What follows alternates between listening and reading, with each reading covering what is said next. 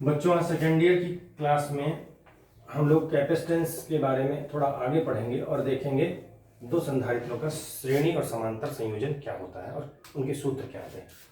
तो आइए देखते हैं संधारित्रों का संयोजन, कॉम्बिनेशंस ऑफ कैपेसिटर।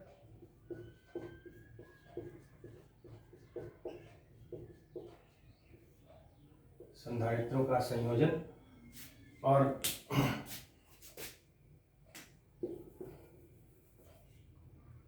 इसमें पहला संयोजन है श्रेणी क्रम।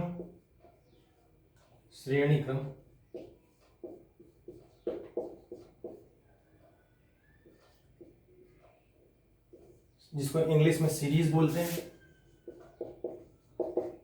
और दूसरा है समांतर क्रम जिसे कि हम लोग पैरेलल बोलते हैं।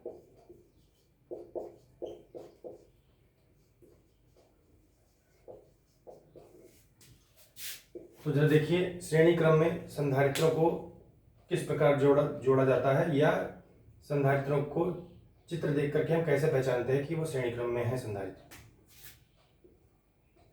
ये प्रथम संधारित्र है। इसकी प्रथम प्लेट बैटरी के धन सिरे से जोड़ दी जाती है। बैटरी का की ये प्लेट लंबी और एक प्लेट छोटी बनाई जाती है। ये धन प्लेट है, धन इलेक्ट्रोड है, ये ऋण इलेक्ट्रोड है। संधारित्र की दोनों प्लेटें समान लंबाई की बनाई जाती हैं। दूसरा संधारित्र इसके आगे कनेक्टेड है। तो प्रथम संधारित्र की प्रथम प्लेट बैटरी के धन सिरे से और दूसरी प्लेट प्रथम की नेक्स्ट के फर्स्ट प्लेट से जुड़ी हुई है, और सेकेंड संधारित्र की सेकेंड प्लेट थर्ड के फर्स्ट प्लेट से जुड़ी है। इस तरीके से इसकी सेकेंड इसके फर्स्ट से, इसकी सेकेंड इसके फर्स्ट से, इस तरीके से जोड़ते हुए लास्ट वाले संधारित्र की आखिरी प्लेट सेकेंड प्लेट बैटरी के ऋण सिरे से जुड़ी है। गौर कीजिए, बैटरी जो भी आवेश भेजेगी वो एक सिंगल आवेश होगा, वो वही सिंगल आवेश सभी संधारित्रों को आवेशित कर देता है। यानी कि श्रेणी क्रम में सभी संधारित्रों पर अंतिम अवस्था में समान आवेश होता है, क्योंकि एक ही बंद पास है और एक ही आवेश या एक ही धारा प्रवाहित हो सकती है। तो गौर करिएगा, क्यू आवेश जब इस वाले संधारित्र की बाईं वाली प्लेट पे पहुंचता है तो प्लस क्यू आवेश से ये आवेशित हो जाता है, तुरंत इलेक्ट्रिक फील्ड पैदा होती है, और वो इलेक्ट्रिक फील्ड दाहिने वाली प्लेट के मुक्त इलेक्ट्रॉनों को बाईं तरफ खींच करके माइनस क्यू आवेश पैदा करती है, और दाहिनी सतह पर प्लस क्यू आवेश उत्पन्न होता है बाहरी सतह पर, और वो इस तार के जरिए आगे फ्लो कर जाता है। फिर जब यहाँ प्लस क्यू पहुंचता है तो वही घटना फिर से होती है, फील्ड पैदा होती है और फील्ड इंडक्शन करती है। यहाँ पे माइनस क्यू आवेश दाहिनी प्लेट की बाएं सतह पर माइनस क्यू और दाहिनी सतह पर प्लस क्यू आवेश उत्पन्न होता है, और ये प्लस क्यू आवेश आगे फ्लो कर जाता है इस प्लेट पर। इस तरीके से करते करते लास्ट वाले में जब यहाँ प्लस क्यू आवेश पहुंचता है तो ये माइनस क्यू आवेश अंदर वाली सतह पे पैदा होता है और बाहर वाले पे प्लस क्यू, और इस प्लस क्यू आवेश को यहाँ से इलेक्ट्रॉन जाके न्यूट्रलाइज कर देते हैं। यानी कि आप ये भी कह सकते हो कि ये प्लस क्यू आवेश टर्मिनल पे आके न्यूट्रलाइज हो जाता है। तो आप देख रहे हैं अब सभी संधारित्र चार्ज हो चुके हैं और सभी संधारित्रों के प्लेटों पर समान आवेश है, plus Q minus Q, plus Q minus Q, plus Q minus Q आवेश दिख रहा है। तो श्रेणी क्रम की पहचान है पहली कि क्यू समान होगा सभी संधारित्रों पर। दूसरी बात है, श्रेणी क्रम में वोल्टेज का विभाजन होगा। अगर बैटरी का वोल्टेज V है तो कुछ इसकी प्लेट पर V1 लगेगा, V का कुछ हिस्सा V1 इस पर लगेगा, कुछ हिस्सा V2 इस पर लगेगा, कुछ हिस्सा V3 इस पर लगेगा, कुछ हिस्सा इस पर Vn लगेगा। और किरचॉफ के सेकेंड रूल यानी वोल्टेज रूल के मुताबिक इन वोल्टेजेस का योग बैटरी के वोल्टेज के बराबर होना चाहिए, V is equal to V1 plus V2 plus V3। तो आप देख रहे हैं वोल्टेज का विभाजन हो रहा है, और विभाजन कैसे हो रहा है? इनवर्सली प्रोपोर्शनल टू C, क्योंकि Q बराबर CV होता है, आप जानते हैं। तो अलग अलग संधारित्रों की धारिताएं तो C1 C2 C3 अलग अलग हैं, इन सभी संधारित्रों की धारिताएं डिफरेंट है। तो यदि धारिता डिफरेंट होगी तो वोल्टेज डिफरेंट होगा, क्योंकि चार्ज सेम है। और अगर हम C को नीचे भेजें तो आप देख रहे हैं कि V जो है वो C के व्युत्क्रमानुपाती है, वोल्टेज जो है वो धारिता के व्युत्क्रमानुपाती है। तो आप देख रहे हैं ये कि जिस कैपेसिटर की धारिता ज़्यादा होगी उस पर वोल्टेज कम होगा। अब आप V1 का मान लिख सकते हैं Q/C1, V2 का मान लिख सकते हैं Q बटे C2, Vn का मान लिख सकते हैं Q बटे Cn, और इन सब से मिलकर के जो एक तुल्य संधारित्र बनेगा, यानी कि जो अकेला जो संधारित्र इन सबको हटाने पर इन सबको एक अकेले संधारित्र से यदि रिप्लेस करें, प्रतिस्थापित करें तो वो अकेला V वोल्ट की बैटरी से V वोल्टेज सहन कर लेगा, ले लेगा, और Q आवेश लेगा, वही आवेश लेगा जो ये सब मिलकर ले रहे हैं, और ये सब मिलकर के जो वोल्टेज सहन कर रहे हैं, बियर कर रहे हैं, उसको वो अकेले बियर कर लेगा। तो कहने का मतलब ये है कि वो अकेला इन सबका प्रतिस्थापक या तुल्य होगा, और मान ले उसकी धारिता C है, तो इन सबको हटा करके एक सिंगल कैपेसिटर लगाएं, उसे तुल्य संधारित्र कहते हैं। तो उस पर आवेश तो Q ही होगा, उसकी धारिता हमने C मान ली है, तो उसके वोल्टेज की जगह बाएं पक्ष में V की जगह हम लोग Q बटे C लिख सकते हैं। अब आप देखो पूरी इक्वेशन से Q कट रहा है ऊपर से, तो इक्वेशन प्राप्त हो रही है, सूत्र प्राप्त हो रहा है 1/C1 plus 1/C2 plus 1/C3 plus 1/Cn। ये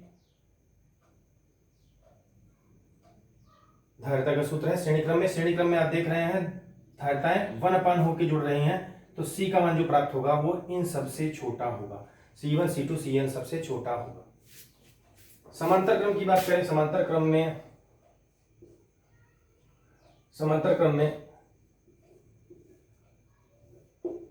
प्रथम प्लेट फर्स्ट प्लेट एक पॉइंट से जुड़ी है, सेकेंड प्लेट दूसरी पॉइंट से जुड़ी है, और सब पर आवेश इस बार अलग अलग होगा, इस पर आवेश सब पर अलग अलग होगा क्योंकि सबकी धारिताएं अलग अलग हैं। तो देखिए हमने समांतर क्रम में इस प्रकार जोड़ा है कि फर्स्ट प्लेट एक पॉइंट से, सेकेंड प्लेट दूसरे पॉइंट से कनेक्टेड है, और बैटरी इन दोनों पॉइंट्स पर कनेक्टेड है। तो बैटरी एक वोल्टेज ए और बी के बीच में उत्पन्न कर रही है, एक विभवांतर उत्पन्न कर रही है, और वो विभवांतर ही दोनों प्लेट्स पर, किसी भी कैपेसिटर के दोनों प्लेट्स पर वही विभवांतर है जो ए और बी के बीच है, यानी कि बैटरी का है। तो बैटरी का विभवांतर ही इस फर्स्ट कैपेसिटर की प्लेटों के बीच में लग रहा है, यानी कि इन दोनों प्लेटों के बीच का विभवांतर भी V है, इन दोनों का भी V है, इन दोनों का भी V है। तो समांतर क्रम की पहचान है कि V समान रहता है, लेकिन जो बैटरी यहाँ से आवेश भेज रही है Q, वो इस संधि पर आकर के किरचॉफ की संधि के नियम के अनुसार डिवाइड हो जाता है।